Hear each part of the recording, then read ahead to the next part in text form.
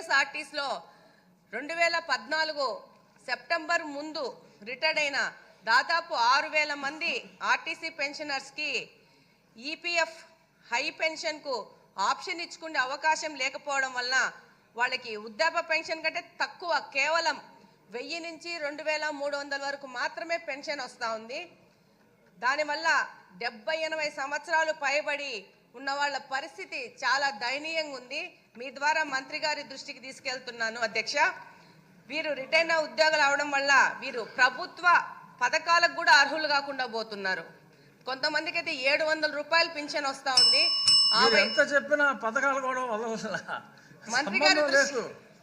మంత్రి గారి దృష్టికి తీసుకెళ్లాలి కదా అధ్యక్ష. ఇది చంద్రబాబు నాయుడు గారు 2024 సంవత్సరంలో కడప పర్యటనలోకి వచ్చినప్పుడు ఆర్టీసీ ఉద్యోగస్తులకి ఈ యొక్క జీవన భృతి మీద చిన్న హామీ కూడా ఇచ్చారు అధ్యక్ష.